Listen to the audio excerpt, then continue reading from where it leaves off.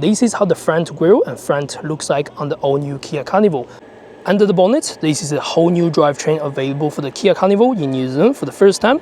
It's much easier than some of the cars like Sorento or Kia EV9 in comparison. This is the new Kia Carnival Hybrid that's available in New Zealand market. Today we're having a quick walk around for the exterior and interior features on this particular vehicle. Alright, this is how the new Kia Carnival looks like from the exterior. This is a facelift version of the previous generation, but it has a whole new drivetrain which is never available in New Zealand before. This drivetrain is a 1.6-litre turbocharged hybrid HEV, or self-charging hybrid if you want to call it. So it's a bit more efficient, a bit less emission compared to the last diesel version. The diesel version are still available, by the way. There's only one trim that's available in New Zealand. This is considered to be the premium spec or the top spec compared to the diesel version at the same time. From the exterior, this vehicle is over 5.1 meters long with a wheelbase over 3.09 meters. So it's a big van or people mover or MPV. The waist of this vehicle is 1.99 meters wide and 1.77 meters high. So it is a big van or people mover. It's square, it's chunky, but it's really good for the interior space. For the exterior design, this is how the front grille and front looks like on the all-new Kia Carnival. New LED, which goes these lines, and the full beam headlights, everything. There are 4 LED bulbs in it. And we got the new black and chrome grille. You can see the chrome finish, you can see the black glossy finish. It looks a lot more modern than the old generation. On the side, we are getting a 19-inch alloys on this particular hybrid drivetrain. This is dedicated to the hybrid vehicle. It's sort of matte black finish or matte grey finish. Looks great. The Kia logo with the square sort of cap over here.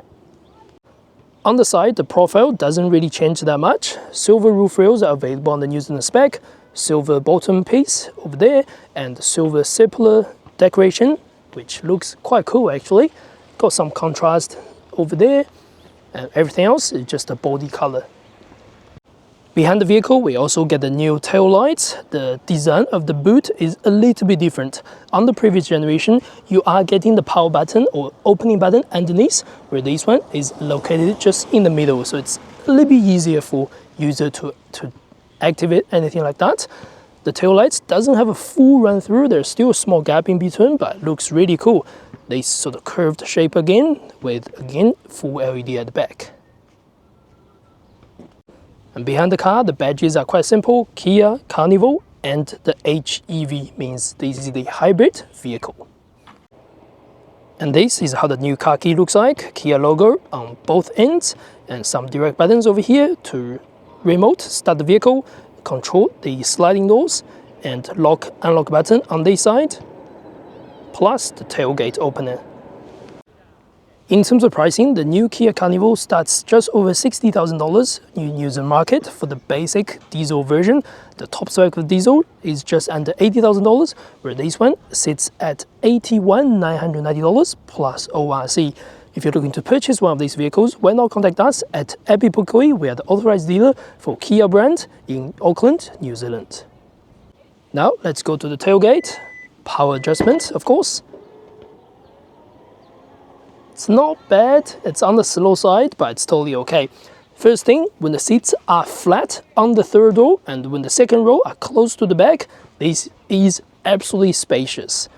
I don't know the exact liter, but they should be somewhere around 1,000 to 1,500 liters when the seats are standard for 5-seater configuration. To get the third row seats back into its position, there are 2 simple steps. One way is to pull this. That secures into place, just like that. Next, we want to pull this lever all the way back. There we go, that stays. Of course, you can adjust the angle of the back seats if you wish to, using this lever, or there's a front lever when you sit on the passenger seats. And when the third row seats are up to its maximum position, the relaxing position, you can still have up to 627 liters boot space in behind the seats. So that's massive because you can see how deep this is. That's really cool. In the hybrid drivetrain, there is no space saver underneath the vehicle. Instead, you are getting a mobility kit for your emergency.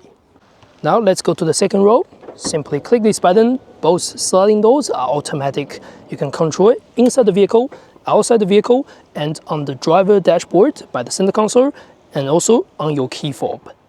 Anyway, this is how the second row looks like, pretty much close to all the way to the back on the sliding. Of course, you can slide it anywhere you like. That's really nice. Stepping inside is fairly simple. The set step is not too high, and you get this door handle on the top, which makes really easy. So this is my sitting position at about 170-80 centimeters tall. I've got tons of legroom, tons of footroom at the second row if I slide the seat all the way back. And this is my headroom. Plenty of headroom, no problem at all. Visibility on the second row is really good. The seats are quite high up.